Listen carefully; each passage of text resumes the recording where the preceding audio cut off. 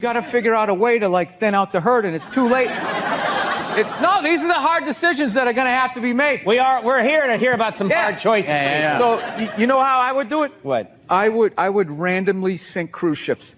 I love all the USC female fighters. That's why I want my daughter to know all of that stuff. That'd be cool, huh? When she meets a creep like you, she could choke you out. You know, like when feminists go like, oh, and they have like their missiles, these shaped things and blah, blah, blah. And I'm always thinking like, well, there is physics and aerodynamics and all that involved. Like if you have it shaped like a twat, I don't think it's going to make it to another country unless you frisbee it, right? And even then that gap's going to fucking be a lot of drag. While people are talking about eating fake pussy. That was before. I don't want to be responsible for that shit. I didn't. But if the kid was in the fucking building. Before. Will you shut up? Jesus fucking Christ. Geez, you'd think I was like trashing the president or something. You guys are really like pulling back. It's worse than that for people. Everyone's got an iPhone, you know? Hey, look. No, I can't say that. I was going to say he's gone. They still came out with another one, right? That's true, right? Oh. Did you guys see the picture of Donald watching his wife vote? A lot of trust in that relationship. No, a part of me dies every time I go into a store and I see something. They go, can we get a phone number? Watching somebody give them the phone number. Why would you do that? Yeah. I always give the same. Mine is all area codes. They go, what's your phone number? I'm like, 323-818-2125. It was really, you relate to adults differently, people that you knew forever. And I always hated when somebody who didn't have a kid goes, you don't get it, man. You don't get it till you have it. And I was like, fuck you, I get it. It's like having a dog, but it's more intense. I was so upset that security escorted him out. I wanted to talk. I started my show blaming women for sexual harassment. That's how I started it. Yes, it was absurd. I wasn't being serious, you children. Your Christian background is part of the show. Or at least and two I wanted episodes. to talk to you about Jesus after this. Well, the only reason why I bring it up is some people thought maybe you went a little too far. You know. As far as what? Well, they thought that maybe you were being disrespectful to the Christian religion. Who did? I'm telling you, you need to Google. Oh, good Lord. Daniel. You just ignore them. It's like 3 days. They flip out for 3 days. They try to bully you into an apology. Well, you can't ignore them when they're right in the audience and you're playing to them. You tell them to shut the fuck up. Yeah, believe me. It's a comedy show. Trump's winning New Hampshire. Hillary's winning Virginia. Really? And there's a little kid here. Yeah, somebody decided it was a good idea. Somebody please take a photo of this Last Supper. First off, thanks for calling in a couple weeks back, and so blessed to have you sitting here in our 105.9 studio. Yeah, no problem. I'm actually glad I don't watch the news. I had no idea the economy was tanking. Sorry to until we inform came in. Yeah, it's great.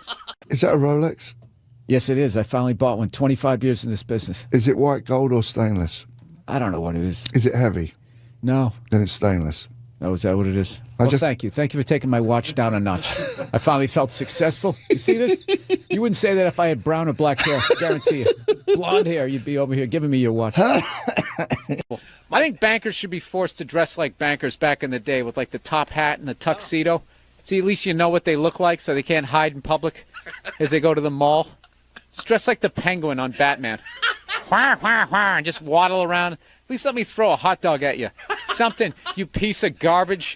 You're not going to go to jail. They're the worst. Remember that? We had this college agent, great guy, but he used to book us in the middle of fucking nowhere. He'd always call me up, Billy, Scott Bass calling. I have a gig for you in Rhinelander, Wisconsin. Now, they don't have a lot of money, but I can build around it. And then there won't be a stage. It's at 12 noon in a hallway. Can you do it? Yeah. We've never taken a break in the middle of a gas station. I know. I had all this momentum going. Now I got to start all over again. Go ahead. Go to the card. See this? We won game one. Here comes the second of the doubleheader. I love the racist white guy thing. A bunch of racist white guys. They came out of the forest, and they were just going, Trump, Trump, Trump. It's like, where were all these racist white guys the last two elections when they could have voted against a black guy? They were fine. Oh, I don't mind the black guy, but this white lady, we got to stop her. It's going to take her four-wheelers, Macuzzi. You're whatever incognito. You're an enigma. What, because I make a pie? No, you know what it is? You're not a good listener. You've known me for 10 years. You have no idea who I am. It's all about comedy with you and moving up the ladder and pushing people. This is like that Hillary commercial where they have the little kids watching politics. I'm like, that's bullshit. Little kids don't watch politics. There you go. So, like, dude, like this week when I went to upload my podcast to Dropbox and it wasn't working. And, dude, if you want to see something funny, watch me flip out when my kid is sleeping because I can't yell. And just listen to, dude, I literally grabbed my computer and I was just like, fucking God. Like walking around my fucking kitchen. Are you getting out of an existing house and No, I'm going from a one-bedroom apartment, and I figured I'd finally go out and buy a damn house and not have to deal with, some jerk living above me or below me. All right. Yeah. Do my own little thing. Get my little 12 gauge, get a bunch of cans of tuna, get ready for the apocalypse. That's what I want to do. You tell it the way it is. I love the podcast. I really don't. I don't read. I go with my gut. That's my fancy way of saying I don't read. Well, that's good. I hang out in bars. I overhear stuff that plumbers say, and then I repeat it on the radio. That's all I'm doing. I love the podcast. I just realized I was swinging my legs underneath this as your buddy is videotaping it. I do. He really gets into this. Whee! I'm telling jokes. Dude, if you took 90% of my text messages and phone messages and you put them on the news, you would run out of podiums to put in front of me that I would have to apologize. The crap me and DeRosa say to each other, forget it. It's over. You can't talk shit in the room with that guy. Yo, one time this guy stepped to me in the bar, dude, fuck you. One time the president was giving me shit, and I said, oh yeah, I'll have you a fucking job in 2 years, and I did it. And I'm in the middle of watching the World Series, and out of nowhere they have this moment, stand up to cancer. I'm watching a ball game, and all of a sudden everybody stands up. No, there's a time and a place. Look, I know somebody that has died of cancer. I would never go to the movies with you and in the middle of it hit pause and be like, oh, by the way, Conan, I know this guy. You know what I heard about you guys? Actually, by the way, I've been over here for a week, and as an American, I got to say something. You guys are pretty fat, too.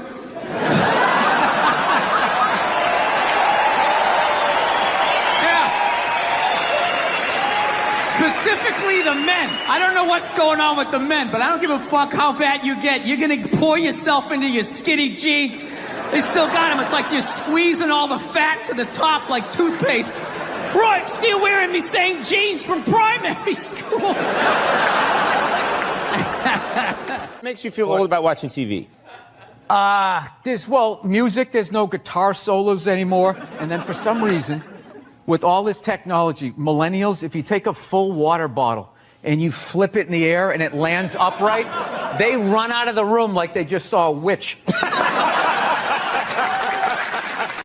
No means no, that's another one. No means no. It's like, no, it doesn't. All right? Look, no means no. No, that means no. All right, but no, stop it. What are you doing? Oh, my God. You're being so bad. Stop it. No. Yeah, that's not a fucking no. That means I want to do it, but I'm afraid you're going to judge me, so I'm just going to make it look like it was your idea so you don't figure out that I've already performed this act with 40 other fucking people. Right? But then you go to court and you get a bad read and there's some guy reading it. Your Honor, she said no. Stop it. What are you doing? You're being so bad. Yeah, and you're just sitting there like, she didn't fucking say it like that! She didn't say it like that! So, I'm sick of Obama's wife. Yeah. This isn't some Republican rant either. It's just kind of first ladies in general. I don't know what it is. All throughout my life, with each presidency, like these first ladies, they've just gotten more and more like chatty. More and more chiming in, like leaning into the frame, spitting out their ideas. It's just like, well, why are you talking? Right? You weren't elected. Shut up. Your husband's not running a lemonade stand here. He's running the country. You don't just chime in. Let me guess, is this considered sexist? It is? Why? Well, okay, you just nodded there, lady. Let me ask you this. All right? Let's say you had a leak in your house, okay? You call a plumber up. He shows up, and he goes, yeah, I think the leak's coming from the upstairs bathroom. We need to shut it up, blah, blah. Then all of a sudden his wife walks in, who isn't a plumber. And then goes, hey, you know, I'm actually taking care of it. Wouldn't you be like, with all due respect, shut the up. I need a plumber in this moment. I'll extend an olive branch here. All right, at some point, there's going to be the first female president, right? Exactly. Which means at that moment, you're going to have the first male first lady, right? And when that happens, that dude needs to shut his trap. I don't want to hear a word out of him. I want to hear from the president. You, sir, go do some first lady stuff, all right? Go get yourself some gloves that go up to your elbows. Smile and nod during speeches. Go put your own flair redecorating the White House, right? Which leads you to Michelle Obama, right? And now she's sitting there holding up those hashtags. Remember that hashtag, Bring Back Our Girls? Remember that? It's like, it blew my mind. It's like, why are you showing me that? I'm a stand-up comedian. Like, what am I going to do to get those girls back? Why don't you look across the dinner table? It's like, you see that guy? That is the leader of the free world. Tell him to pick up a phone, call some Navy SEALs and solve it. What am I going to do? Show up with a sharpened mic stand? Hey, Michelle said to bring him back. So let's talk white women here, shall we? Let's talk white women. White women, you're amazing. Amazing, your accomplishments over the last few years. I got to tell you, the way white women somehow hijacked the woke movement, generals around the world should be analyzing this. Just to refresh your memory, the woke movement was supposed to be about people of color not getting opportunities, the at-bats that they deserved, finally making that happen. And it was about that for about 8 seconds. And then somehow, white women swung their Gucci-booted feet over the fence of oppression and stuck themselves at the front of the line. I don't know how they did it. I've never heard so much complaining in my life from white women. My life is so hard with my SUV and my heated seats. You have no idea what it's like to be me. Trash and white guys, the nerve. Where's the camera? The nerve of you white women. Listen, I don't want to speak ill of my bitches here, okay? I don't, but let's go back in history here, okay? You guys stood by us toxic white males through centuries of our crimes against humanity. You rolled around in the blood money, and occasionally, when you wanted to sneak off and hook up with a black dude, if you got caught, you said it wasn't consensual. Yeah, that's what you did. That's what you did. So why don't you shut up, sit down next to me, and take your talking to?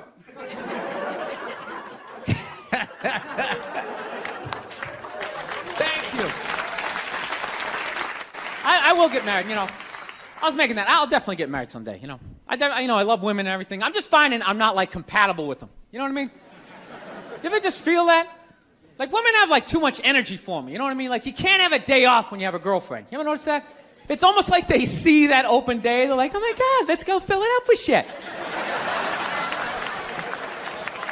No, then they just come at you with one horrible idea after another. Horrible ideas. Like, you want to make some sandwiches and go to the park? You want to go to the Container store, get some containers for your T-shirts? This is the worst one. You ever get this one? You want to go to brunch? You want to go to brunch on Sunday? And inside you're like, fucking no! But you can't say that, right? You gotta keep them happy. So what do? You agree. Like, yeah, let's go to brunch. What a great idea. Why would you want to sleep in on a Sunday when you can go pay $18 for eggs? Now you're thinking. Now you're thinking. Then we can sit around and listen to your friends have moronic conversations about the eggs. Like, is that pesto? Is that pesto in your omelet? Oh, it's asparagus. It's asparagus. I thought it was pesto. Oh, you just want to flip the whole fucking table over? It's horrendous. I'm trying to learn to pick my battles when I date girls. I usually argue with women all the time, man. I'm stupid like that. You know? Like, I dated this girl one time. She was, like, really into, like, women's issues. So we used to always have these dumbass arguments. So one time she came up to me and she goes, okay, explain this to me, Bill. Why does a guy make more an hour to do the exact same job, huh? I go, I'll tell you why. Because in the unlikely event that we're both on a Titanic and it starts to sink, for some fucked up reason, you get to leave with the kids and I have to stay. Yeah, that's why I get the $1 more an hour. No, think about it. If there's a house fire, it's always women and children first. I got to stand there with like the back of my shirt on fire going, let's go, people, let's go, let's go. So that's how I look at it. No, it's $1 an hour surcharge. That if something fucked up happens, either I can't leave or I got to like get in the way of it to give you a head start, like rabid dog, run honey, 1 Mississippi, 2 Mississippi.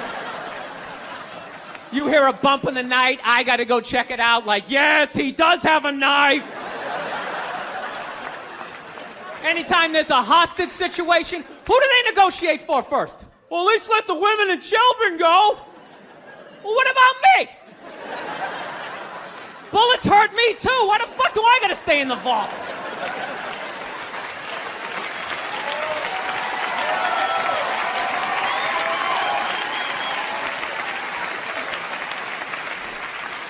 No, that's my point, man. Where are all the feminists in those situations? You know what I mean? You can't find them. There are no feminists in a house fire. That's a guarantee. You could take the most hardcore feminist, some chick right in your face, like, you chauvinistic son of a bitch, little short, little haircut, the whole 9 yards, right? Second those flames break out, she's gonna twist those little hairs into pigtails. No, I'm just a girl. I wanna go play jump rope. And leave you standing in a burning house like you're not flammable. You know, but I'm not a dick, though. I'm not saying I think a woman should make $1 less an hour to do the same job. All I'm saying is if you're going to make what I make when the boat sinks, you better be standing right there next to me, listen to that guy play the cello. Then you get the corner office. You get all the benefits or whatever. I was going back and forth with somebody this morning, an East Coast friend of mine who I hadn't talked to in a while. How you enjoy being a dad and blah, blah, blah, blah, blah. And then she hits me up with the whole, hey, I'm turning 50 this year. I am not happy about it. I said, yeah, I turned 50 last year. She goes, how was turning 50 for you?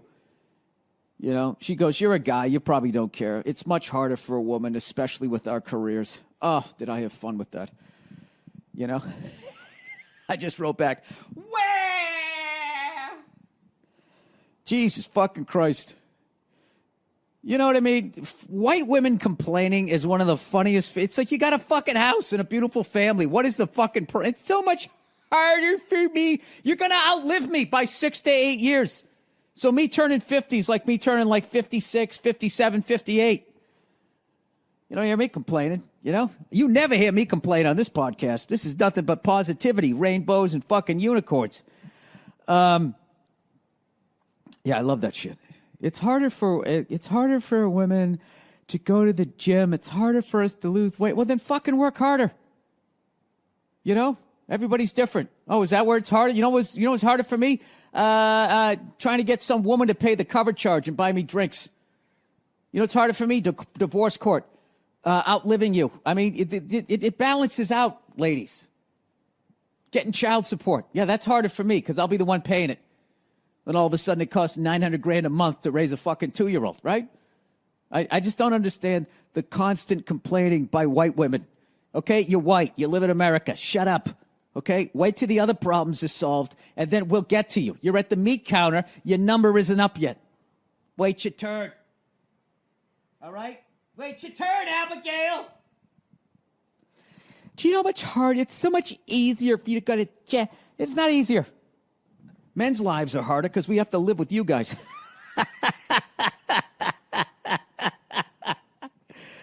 Oh, man. I want to become friends with a lesbian couple, and I want to, like, be friends with, like, the chick in the relationship that's got to handle more of the dude shit.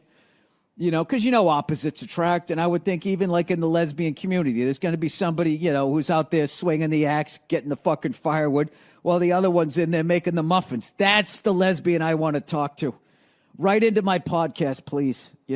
I want to know if those lesbians, on average, die sooner than the dainty lesbian.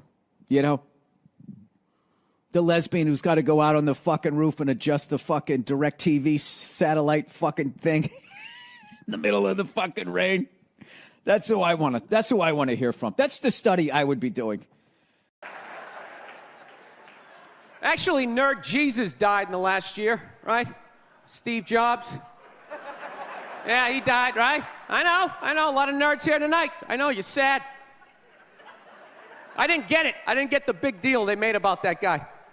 When he died, they were like, he changed the world. That was insane. He changed the world. The world was one way, and then Steve Jobs came, and it was another. What did he do? Somebody, for the love of God, what the fuck did that guy do? What did he do? He told other people what to invent? I want my entire music collection in that phone. Get on it! Right? And then these poor, nameless, faceless scientists got to go in a back room and figure it out. How the fuck are we going to get all of this into this? I mean, what year does this guy think this is? This is crazy. This is like Buck Rogers. Dude, my kid has a birthday in like 11 months. Steve Jobs just walking by. I don't hear any thinking going on in there. Just strutting around the office, eating some pretentious fruit like a pear, right? Just throwing out ideas. There's another one. I just came up with on the way to work. I was reading a magazine the other day, turning pages, I like to turn pages on a screen that aren't even there. Yeah, wrap your fucking heads around that, guys. See you in 8 years. Where you going, Michael? Big, little, get on it! Right? And all these people slave away to make his vision come true. And then they have the big nerd fest, right? Down there, Comic-Con, and all their nerd mecca. They're all showing up with their Acne and their Hulk shirts, limping into the arena, right? Does Steve Jobs go out with a whole chorus line of scientists? No, he goes out there by himself.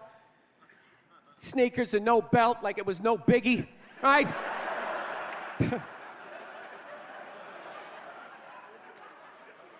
like he's Tesla, tapping into the atmosphere. I know, this is always uncomfortable. I know, you bought into it, right? That whole advertising, the way they aligned themselves with some of the greatest people of all time. Jesus, Gandhi, me. Remember that? Muhammad Ali, John Lennon, this guy. How the fuck was that dude like any of them? Gandhi didn't have a sweatshop. Nah, he didn't have people leaping to their deaths only to catch a net and get ricocheted back through the window to have to put together yet another iPad. John Lennon didn't have children in his basement pressing those fucking albums. I know. New phone can't fit the old charger. This is your hero? This is the guy? This is what all the silence is about? New phone can't fit the old charger, so then you gotta throw it out, ends up in the ocean around some octopus's neck. Do you realize how much sea life is ecstatic that man is no longer walking the earth? That's where it all ends up, Doesn't go in a landfill, ends up in the ocean. You realize that? I hate people who say I don't pollute. I don't pollute. Yeah, you do. You use shit and you throw it out. What, you think because you put it in like a basket, it just poof, disappears? Everything you ever used is somewhere. You ever think about that? Remember that flannel shirt you bought back in the day when you got into Pearl Jam? That's out there somewhere. Probably on some porpoise's face. He's trying to get it off. Stupid little flippers. All the fads. You remember rollerblading? Remember that? Everybody had them. We set up cones, we did little tricks, right? One little homophobic joke killed that entire fad. What's the hardest thing about rollerblading? Telling your parents you're gay. Full-grown adults. Dude, I'm not gay. I don't have the cooties. These mean I suck dick. And they just threw them out. They end up in the ocean. They're made out of plastic. They can't biodegrade. They just break down to little cubes. Fish are breathing them in. 6 months later, you're going out, you're getting sushi. You think you're being healthy. You're eating your old rollerblades. All right, I'm out of time. You guys are great. Thank you. Thank you, thank you. I'm just fucking with you. Feminism doesn't bug me. You know, it doesn't bother me. I'm not afraid of it or anything like that. You know, for the simple fact that I know it's gonna fail, you know? And I take comfort in that. I do. I'm not rooting for it because I know it doesn't like me. Yeah. Do you know why I think it's not gonna survive? Why it's not going to be successful anyways? Because they still need men's help to make it happen. I don't understand it. I don't understand why women just can't work with each other and make this shit happen. They keep coming to us like, you more men need to care about this issue. Where are the men to stand up and say something? Like, why do I have to fucking say something? This is your fucking problem. Why are you always dragging us into this shit? I'm trying to learn to pick my battles when I date girls. I usually argue with women all the time, man. I'm stupid like that. You know? Like, I dated this girl one time. She was, like, really into, like, women's issues. So we used to always have these dumbass arguments. So one time she came up to me and she goes, okay, explain this to me, Bill. Why does a guy make more an hour to do the exact same job, huh? I go, I'll tell you why. Because in the unlikely event that we're both on a Titanic and it starts to sink, for some fucked up reason, you get to leave with the kids and I have to stay. Yeah, that's why I get the $1 more an hour. No, think about it. If there's a house fire, it's always women and children first. I got to stand there with like the back of my shirt on fire going, let's go, people, let's go, let's go. So that's how I look at it. No, it's $1 an hour surcharge. That if something fucked up happens, either I can't leave or I gotta like get in the way of it to give you a head start, like rabid dog, run honey, 1 Mississippi, 2 Mississippi. You hear a bump in the night, I gotta go check it out, like yes, he does have a knife. Anytime there's a hostage situation, who do they negotiate for first? Well, at least let the women and children go. Well, what about me? Bullets hurt me too. Why the fuck do I gotta stay in the vault?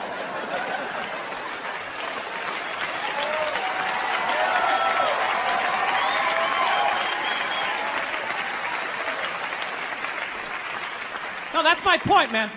Where are all the feminists in those situations? You know what I mean? You can't find them. There are no feminists in a house fire. That's a guarantee. You could take the most hardcore feminist, some chick right in your face, like, you chauvinistic son of a bitch. Little short, little haircut, the whole 9 yards, right? Second those flames break out, she's gonna twist those little hairs into pigtails. No, I'm just a girl. I wanna go play jump rope. And leave you standing in a burning house like you're not flammable. You know, but I'm not a dick though.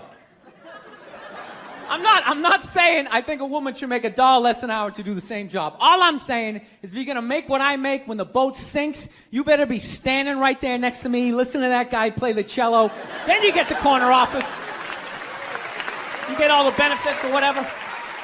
Wait, I have a question in regards to just becoming a dad. One of my favorite bits of material that you did, I thought it was one of the ballsiest pieces of material that you did, was in a few specials ago when you talked about how women praise each other all the time for being mothers. And they say being a mother is the hardest job out there. Most difficult job, and Oprah said that. Oprah said that, yeah. Has your opinion on that phrase changed at all since you've had a kid?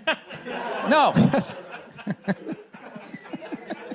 It's not the most difficult job on the planet. It just isn't. Dude, I did roofing in July. As a redhead, I almost died. There's people that work on like oil. What was that movie that guy made? The oil, the fucking, you know, they drove oil. What is it? There Will Be Blood? Not There Will Be Blood. The out in the ocean, they were drilling. I can never remember the names.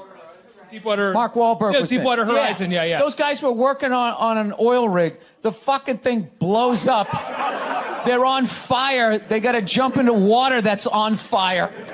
Salty water into their wounds. You got to swim out of that oil and fire and then tread water, praying to God that the Coast Guard is going to get there before the sharks do. Now talk to me about a toddler. Oh, he was so fussy today. He wouldn't eat his peas. Yeah, and just the level of reward that is, as annoying as a kid is, like they smile at you and it's over. It's over. So, I mean, you don't get that, working on an oil rig when your buddy's greasy face lights up. You're like, you know what? It really is all worth it. No, it's pandering. It's pandering to the same way I just said. I just became a dad to get the applause. I liked it. I'm going to take the subway out here. I'm just going to yell that on the platform like a crazy person. Just became a dad. Yeah, there's nothing stopping you other than the fact that you guys are just into destroying each other. No, now it's going to get quiet. I see all that sneaky shit you do. Ladies, if you could just support the WNBA the way you support a fat chick that's proud of her body and is no longer a threat to you, that league would be doing better numbers than the NBA. Oh my God, that's one of the saddest things I've ever seen. Oh my God, you're a goddess. You're gorgeous. You look great in that bikini. I would kill myself if I looked like that. Keep eating, keep eating. Lose a toe, you fat bitch. It's just... No means no, that's another one. No means no. It's like, no, it doesn't. All right? Look, no means no. No, that means no. All right, but no, stop it. What are you doing? Oh my God.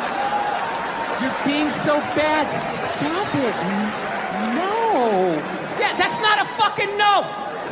That means I want to do it, but I'm afraid you're going to judge me, so I'm just going to make it look like it was your idea so you don't figure out that I've already performed this act with 40 other fucking people. Right? But then you go to court and you get a bad read and there's some guy reading it. Your Honor, she said no. Stop it. What are you doing? You're being so bad. Yeah, and you're just sitting there like, she didn't fucking say it like that. She didn't say it like that. We're laughing already because here in the Cayman Islands interview lounge because comedian Bill Burr has stopped by this morning. Bill, thanks for coming to the Cayman Kind studio. Oh, thank you for having me in the Cayman Island Memorial Studios. That's what it is. Something like that. We're glad to have you. You got a busy week. We're just looking at your schedule. You're going to be on Fallon and Conan, right, this week? I'm Media Boy this week. I got a new animated show, or a cartoon, as I still call it, coming out on Netflix called F is for Family. 6 episodes. It's about this family, the Murphy family. It takes place in 1973, and it's the 70s as far as how Mike Price, one of the co-creators of the show, how we remember it. And your voice of the dad. I'm the voice of the dad, who's an amalgam of my dad, Mike's dad, and everybody else in the writer's room. It's basically, we set it back where in that time where you could, kids today, they wear helmets when they ride bicycles, they have play dates and all that, and back then they just sent you outside, like, get out of here. Just go outside. Yeah, you could literally bring a gun to the airport back then if you had your briefcase. As long as you didn't wave it around, it was fine. It was just like a different time, and I just throughout my career I've been telling like family stories on stage, and they always did well. And then somewhere about 8 years ago, as that play date generation came of age, it started getting like, not groans, like simply like, oh, like started going like that, even though that they had dads like my dad. Right. Like that dad still exists and mom still exists, but now it's like socially this whole, oh, that's bullying, oh, that's traumatic for the kid, and it just became like this overly thinking things. And so I just got frustrated and I stopped telling the stories, but I knew they were still funny. And one day I was walking my dog, I was like, what if I just animated them? And I just was going to do these little 5-minute vignettes on my website, like, Burr family goes to get a Christmas tree, and then all the dysfunction. Of course, being a comedian, I procrastinated, and I never did it. So then one day I had a meeting with Vince Vaughn's company, Wild West, and I just sort of just threw it out there, and they were looking to do the show. Then we got in business with Netflix, and Netflix came up with the brilliant idea to serialize it, which I didn't know means have one episode leading to the next one, Right. which really took the writing to another level. And then here we are, 4 years later. Yeah. No, I mean, we had a chance to watch it today. First of all, you know, it's called F is for Family, but probably not for the family. It's an adult version. Well, it's not for adult kids. show. Right, not for kids. Yeah, but families will totally be able to relate to this. If you want to go and yeah, if you had any sort of I don't know, family that I grew up in. Yeah. You know what I mean? Well, how close is it to your family? Like, how many kids did you grow up with? Oh no, it's if we had 6 kids. So Okay. there's only 3 kids. I mean, you're not gonna have 6 different kids in drama. It's not Yeah, like it's hard Top to Cat draw. where you can have 20 cats running around. It becomes a pain in the butt. So you just sort of like I took It's a lot of pieces. Yeah, pieces of all. Just pieces from my life. Every writer. What I like about it is my family can watch it and not be like, oh my God, you put all our dirty laundry out Right. there. But they will see elements and hints and stuff like that. And sometimes it's just a 10-speed bicycle. Other times it's like a catchphrase. Like my dad saying, I'll put you through that bleeping wall was something that he used to say. And You can't say that now. Dads can't say Yeah, you that. can. You can? Yeah, you can do all of that stuff. Turn Like, me in. There's this Yeah, whole me too. there's this whole Chicken Little, the sky is falling, and that people believe you can't say things like that stuff you were talking about, like the polar bear with the Yeah, the scar. Starbucks cookie. It's the Starbucks polar Yeah, bear that is cookie, one of yeah. the biggest non-stories I've ever heard in Yeah, my life. yeah, Like it it is. is, its throat's flash. No, it's a scarf. We screwed it up. It's supposed to be a scarf. Oh, okay. That's It's a what it huge should story. be. As opposed to everybody flipping out. Right. Half of those people flipping out about the polar bear. You know they have iPads and flat screen TVs that all end up in the ocean, Right, which is right. why those polar bears are drowning. That's why, yeah. But you're not gonna adjust that part of your life, but you're gonna bitch about the cookie. Right. Yes. But Yes, about the cookie. Yes. But F is for Family. When is it available on Netflix? December 18th. Okay. All you can binge watch all of them. Binge watch. They're all there's So it took us over a year to draw and do all that. And Well, that's what people do now. You can watch it all in about That's 2 what we're hours, gonna 40 do. minutes, and be like, "Hey, when's the next 6 coming out?" But I'm really proud of it. It's not just like we can curse on the show, which we Yeah. obviously. That's what I we meant by do. saying for the kids. Yeah, you know. but there's still a lot of we still. There's that baby you're the greatest moment in the end, like when it Right. always came back. And I just remember with Right. my family, we're going to get a Christmas tree, and there'd be all this traumatic dysfunction of Yeah. trying to get the army of kids and everybody into the car and having the whole thing Station work. wagon, right. Yeah, and then, but then in the end, the fire's going, you're decorating the tree. And it all works Yeah, out. and everything settles, the dust settles Yeah, it's all back good. down again. Yeah, it was very. No, the show is great, and we really enjoyed it. And it's funny, and it does have that that honeymooners kind of like you said, baby, That you're element, great. Yeah. But it's a really cool to watch it because to me it's a period piece. I grew up in the '70s, Right. phone on the wall, like you said, the Stingray's a 10-speed bike, so it's gonna be fun. And I think even for a younger generation to look back and go, wow, that was probably a cool time to grow up. But also, I think a lot of them can also relate to the same stuff. I mean, we're going to have, kids wanting, taking out the family car, kids trying to hook up, and... You got some big stars, some big voice stars. Oh, Laura yeah, Dern's yeah. in it, right? Laura Dern does the voice of Susan, Frank's wife, the character that I play. Justin Long does Kevin. Haley Reinhardt from American Idol Yeah. does the voice of me, Little Me, I should say. Oh, is that right? Debbie Derryberry, Nice. if you watch any Pixar movie, she's probably in all over it. Gary Cole, Dave Keckner. I mean, it's a big name. Sam how does Rockwell. that happen? Like, how do you get these people? You know on what? board We for wrote a that? great script. Right. That's what happened. We wrote a really funny script, and then I forget who signed on first. But once you bring one of them in the Right. boat, then all of a sudden it becomes, oh, this is a real thing. And it was probably the most exciting thing was getting people that I have all that respect for Right. to actually react to what we all wrote. And,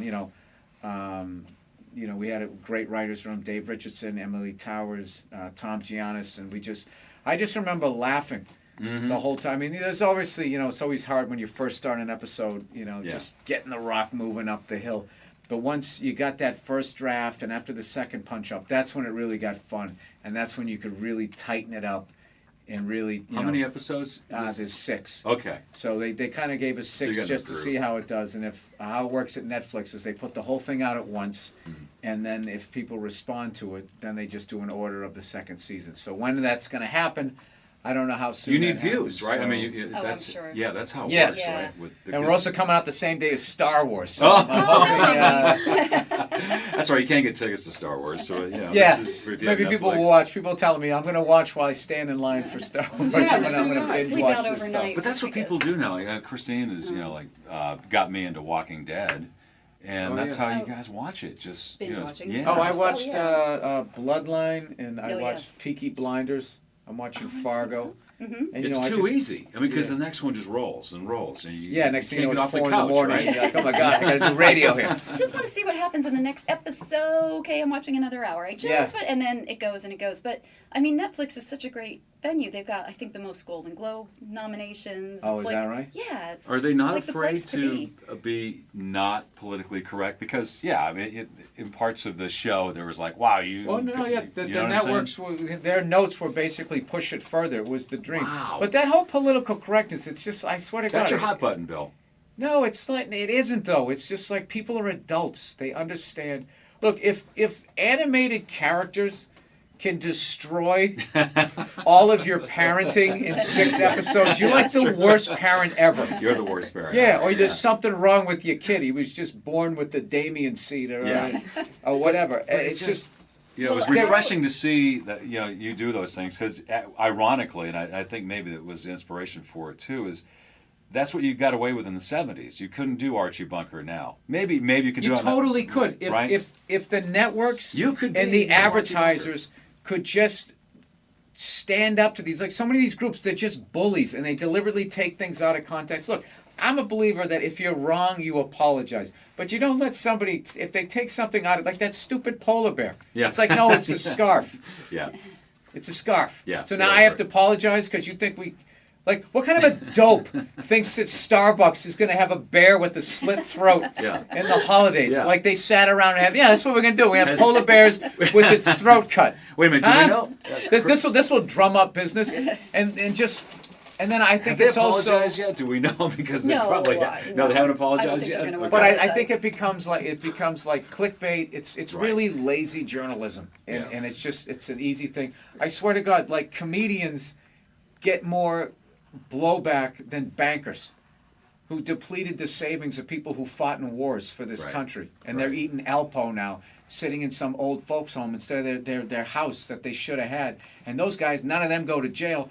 But God forbid you tell a joke in a strip mall that somebody and one person out of like 400 doesn't like it, and that becomes a story, and they write a blog about it, and they treat the blogger like they won like a Peabody Award for the New York Times. It's just some dope in the crowd who sat there and watched 100 subjects go by, and everything was funny, and then it came to their part of their life, and that was a statement. Yeah, he meant that one. It struck a nerve. Yeah, they're babies. Have They're you, babies, and if you just stand up to them, they're bullies. Have you changed up your stand-up at all? Because No. you said you felt it happen. Like you felt this change about 8 years ago, and a lot, Jerry Seinfeld, a lot of comedians have addressed this. I never felt it in the club. I just saw people's I just saw how it worked. And I have a podcast network. Okay, plug it. The All Things Comedy Network. And when we have a friend of ours has a special coming out, we go, okay, we're all tweeting in 3, 2, 1, and there's 400-500 of us, and we all tweet, and it gets momentum. That's 500 people in a country of over 400 million can get momentum on social media with 500 tweets at the same time. So when they sit there and they act like the sky is falling and everybody's freaking out, it's strategic. How you get offended. Right. Like, they're on, T minus, we're going to be offended. And T minus, and. Well, I know, go back to Seinfeld, he won't do colleges anymore. At least that's what I've heard, because it's so PC that I don't know that he won't offended. do colleges. I saw that interview. I think he was making, and that was another thing. He just basically said what was out there. And then even that was like, is he thinking about retiring? And even then they blew that up. It's just constantly, I think, because there's so many places to watch and listen to things now. If there's any ripple, you have to make it look like, oh my God, what is this? And try to like just pumping everything up and making a story even when there isn't one there. So it's a cartoon. It's adult humor. There's adults. It's fun. Nothing bad is going to happen. Yeah. ISIS doesn't get stronger. It's just relax. Just sit down and watch it. If you don't like it, don't watch it. If you do, watch it. Binge it if you do binge. Yeah, it's that's it. fun. It's F is for family, and again, it's available December 18th on Netflix. And, Yes. And again, you Now, can visit. depending on the fact that I know you have mature adults listening to this, and they'll be able to understand. They'll love it. They'll love it because We'll have a good time. Most of them grew up in the 70s. It's going to be a homecoming thing. There you go. Bill, thanks for coming in. Hey, thank you for having me. I appreciate it. Bill Burr in the studio, everybody. Next guy coming to the stage, I guess you would call him Kathy Griffin without tits, Billy Burr. All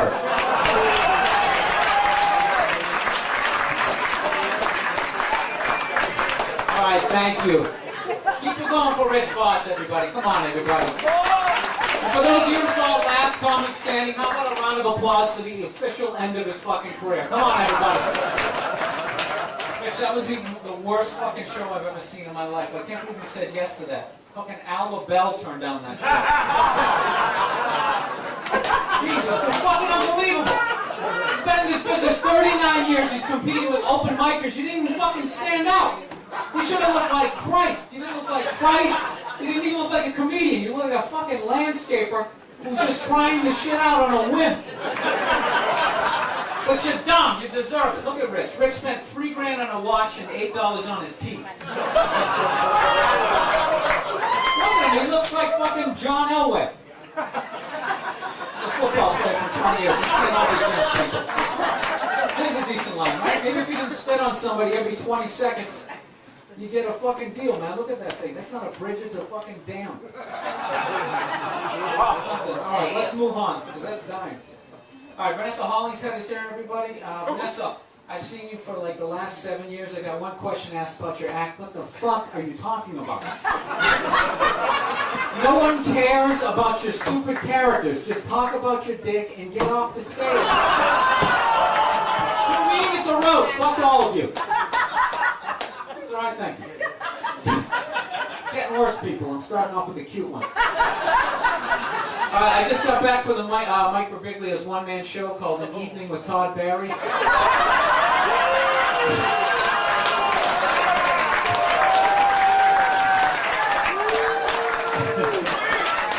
Thank you. Todd Barry, a little advice. Maybe if you brought the energy up just a little bit, you could get a food spot at the cellar. Oh, and speaking of the cellar, Manny and Esty just wrote a book called How Dare You Work Another Club? Keith Robinson wrote the foreword. I'm going to read some of it. No, master, I won't be working no other club. Bring it up, Modi, boss. Bring it up, Modi. Coming up the stairs, boss. Coming up the stairs. Unfucking believable. Keith Robinson sold his soul for free nachos and buffalo wings. Just fucking around. I tease the Comedy Cellar. I love the Comedy Cellar. You know what I love about the Comedy Cellar? I love the wide variety of acts that they have on their weekends. On Saturday, we have 4 wonderful shows. At 7 o'clock, we have Tom Papa, Greg Giraldo, Nick DiPaolo, and Connie Quinn. At 9 o'clock, we have Nick DiPaolo, Connie Quinn, Greg Giraldo, and Tom Papa. At 11 o'clock, we have Nick DiPapa, Connie Giraldo, Nick DiPaolo, and Alan Hayden. Let me ask you a question. I got one question. Who the fuck is Alan Havey? Every 6 weeks I get that. I thought they give you more spots, but Alan Havey is in town. Oh, well, shit, let's clear the fucking schedule. Alan Havey is in town. Jesus Christ, by any chance did you bring Mark Cohen with him? It's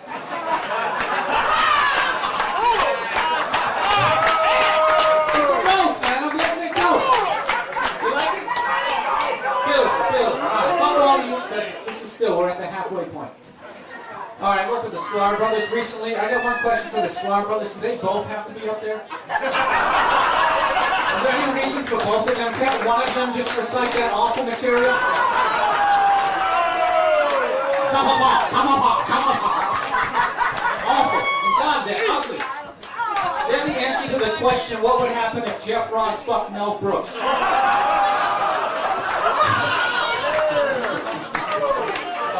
Alright, Tom Papa, I don't know if he's here. Tom Papa has a new show coming out this fall. Evidently it takes place inside of Jerry Seinfeld's ass.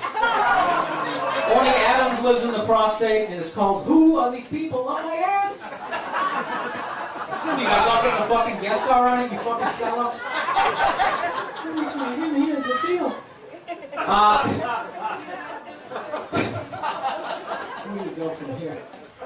some more bridges. Colin Quinn is still here. God bless him. Colin, come on, round of applause for the one celebrity starter tonight. God bless him. Colin, I just have one question for you. Why are you still fucking here? You're at least twice as old as anybody here. No one cares about your take on the war in Iraq. And even if we did, we couldn't understand what the fuck you're saying. You fucking mush-mouth hack. If you're gonna keep doing spots, at least take a fucking speech class. Tell me, you got your own show. Why are you still here? What do you think? That tough crowd's like a stepping stone? You're 58 years old. This is it for you. It's not going any higher. Your brass ring was to get a time slot on a network that gives robots its own show. It's all right. It's all right, people. Good joke. All right, go all the way out. All right, okay. Fuck off. Shut up. I got two more here. Just when I thought Marlon and Sean Wayans were the worst related black comics I ever saw, Tony and Sharon showed up. Oh my God, they're so fucking bad. I watched them. I wondered to myself, is Keith Robinson teaching a comedy class? Jesus, those guys stink. Tony Rock is the Frank Stallone of comedy.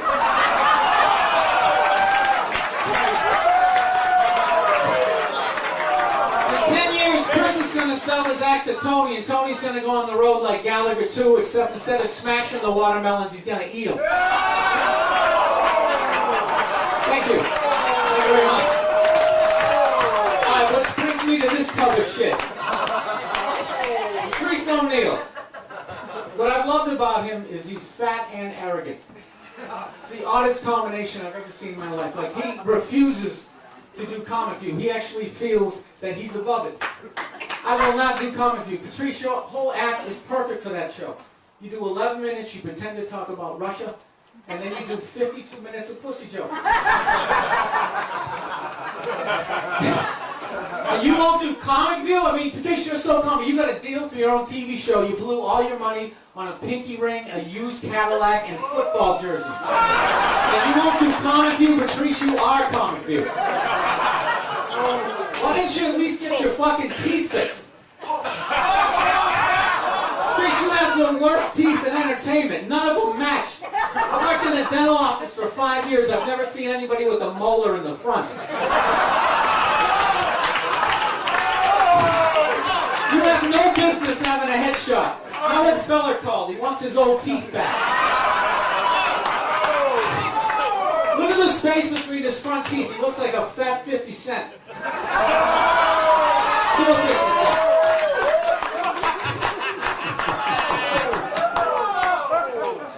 I'm just fucking with them.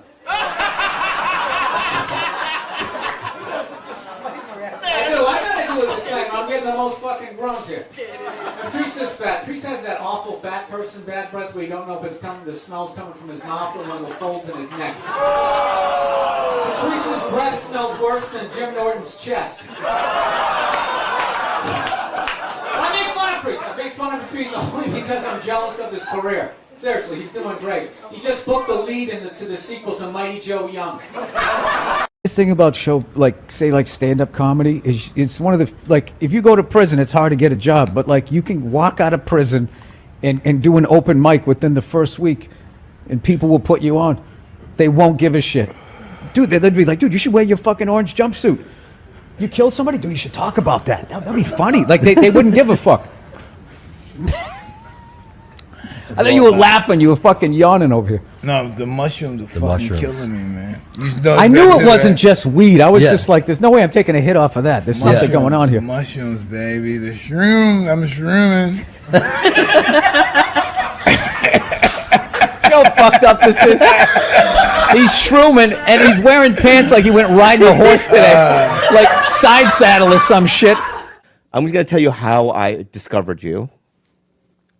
I do owe my whole career to you. I was struggling until Bobby Lee discovered me. Oh, no, not discover you in terms of like you did it on your own, obviously, but no, in terms of my awareness of you. Oh. Can I tell you that story? Oh, no, I remember it was a big day in my career. Bobby Lee is finally aware of me. Am I on Bobby Lee's radar? See, this is what he's gonna. This is when things start to happen. I'm not gonna allow this to happen. Reversal. I'm not gonna allow this to happen. Reversal. Yeah. I'm just gonna plug away. You know what I mean? Listen, you can talk to him all you want. I can hear it.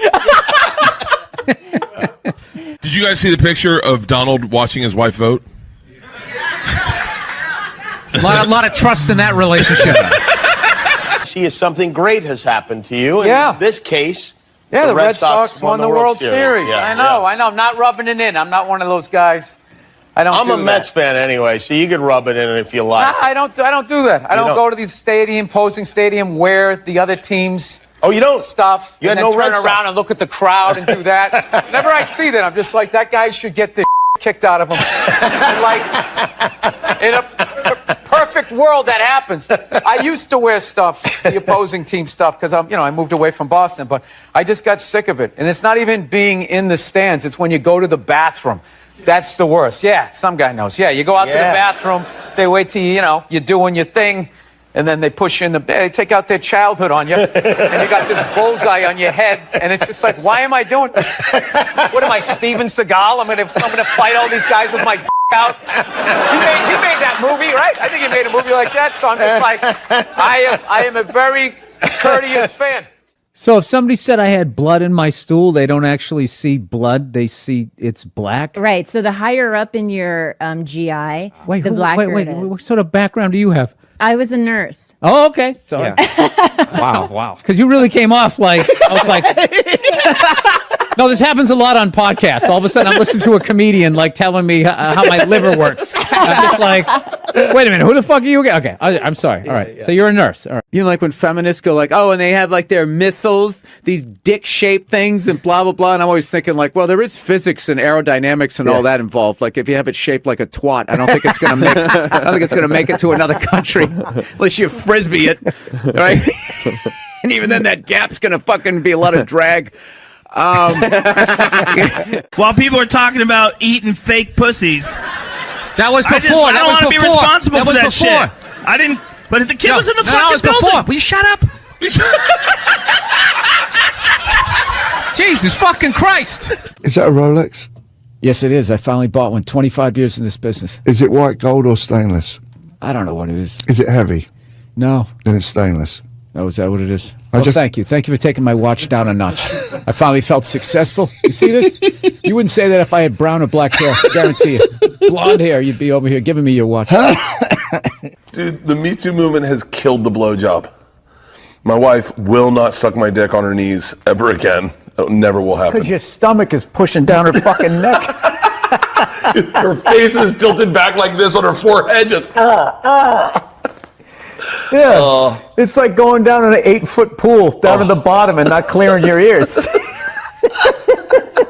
I feel bad for your wife. You know what because the older guys, Robert Kelly's and all that, they all call you Billy. Colin calls you Billy, but I fucking Bill. I'm you know just what I mean? immediately noticing. I don't know about the chain if it's thick enough to be that level of confidence. Yeah, it's more of a necklace. When the chain's out, he has on a fat chick ankle bracelet around his fucking neck. Around. Most people are weird looking. Look at me. I'm 100% white dude. I'm a weird looking dude. You know what I mean? The best dogs are mixed dogs. They're the chillest dogs. I'm telling you. You're right. You're absolutely right on that. Yeah. That's why over there in England, the royal family. That's why they're all so weird looking. They're all banging in the same pool. They're like a bunch of Dalmatians that can talk. That's right. You're whatever incognito. You're an enigma. What, because I make a pie? No, you know what it is? You're not a good listener. You've known me for 10 years. You have no idea who I am. It's all about comedy with you and moving up the ladder and pushing people down. Now, are you getting out of an existing house and No, I'm going from a one-bedroom apartment, and I figured I'd finally go out and buy a damn house and not have to deal with, some jerk living above me or below me. All right. Yeah. Do my own little thing. Get my little 12 gauge, get a bunch of cans of tuna, get ready for the apocalypse. That's what I want to do. You just ignore them. It's like 3 days. They flip out for 3 days. They try to bully you into an apology. Well, you can't ignore them when they're right in the audience and you're playing to them. You tell them to shut the fuck up. Yeah, believe me. It's a comedy show. Trump's winning New Hampshire. Hillary's winning Virginia, Really? and there's a little kid here. Yeah, somebody decided it was a good idea. Somebody please take a photo of this Last Supper. That's how you end it. There we go, right there. Thank It's all mine. There we go. Where's the camera? Right there. You see that? This is what a part of me dies every time I go into a store and I see something. They go, "Can we get a phone number?" Watching somebody give them the phone number. Why would you do that? Yeah. I always give the same. Mine is all area codes. They go, "What's your phone number?" I'm like 323-818-212-5. We've never taken a break in the middle of a gas station. I know. I had all this momentum going. Now I got to start all over again. Go ahead. Go to the card. See this? We won game one. Here comes the second of the doubleheader. If I could work with anybody dead or alive, I'd want to work with. I don't want to work. I want to be home. The white ones are dollars. These are $10. The green ones, these are 25. The red ones, and these are 100. The black one. In a progressive move, the white chip is worth the least. I fly a lot, and there's this whole new thing of generation of people that take their socks and their shoes off on the plane. You got to look at their smelly feet, and then they'll literally stand up and they will walk into a commercial airline bathroom.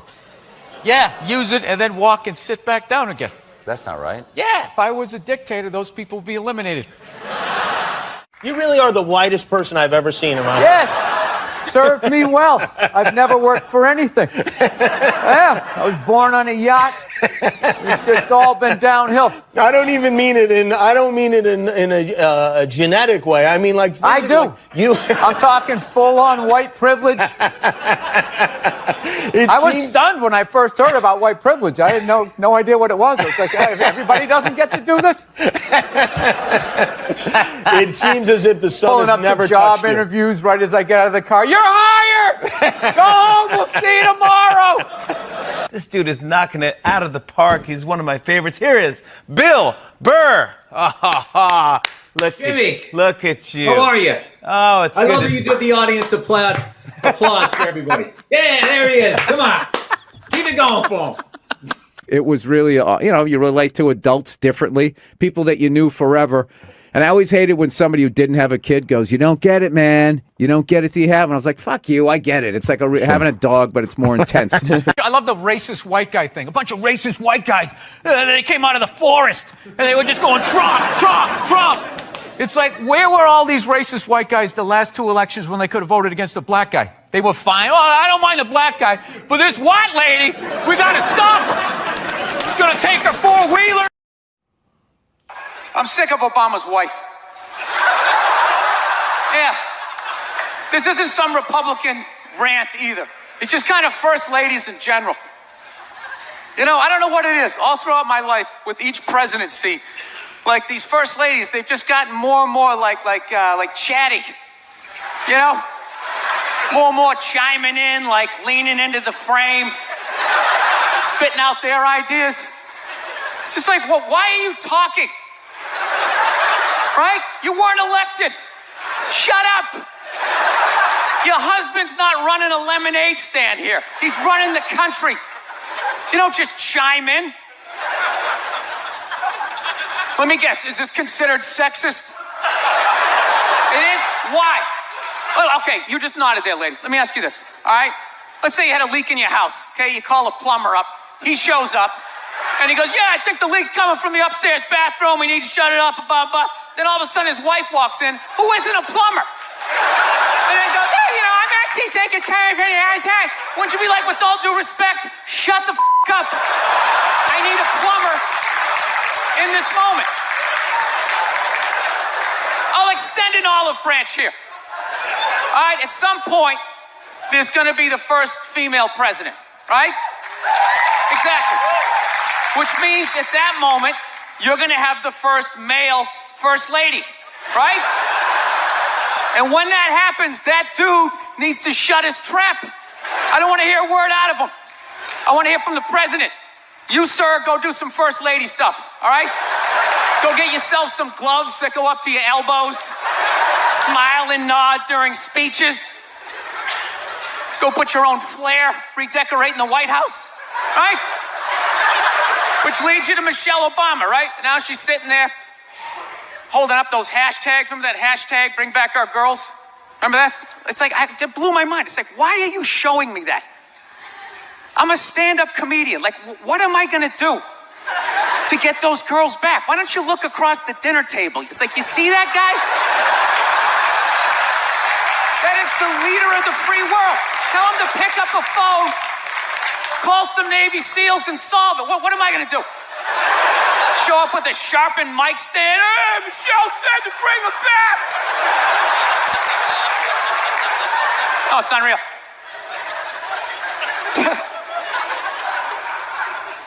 I'll tell you what kills me. Hillary Clinton might run. She might run. That blows my mind. I mean, how she became a senator. She went from being the president's wife to being a senator. Just like that. Lateral move. That's like Tom Brady's wife becoming the next quarterback of the Rams. It's like, what, you hanging out? You just pick it up? I sucked at sports, and then I banged Tom Brady, and I don't know what happened. I just picked up a ball, I started lacing it. I'm leading receivers. It was incredible.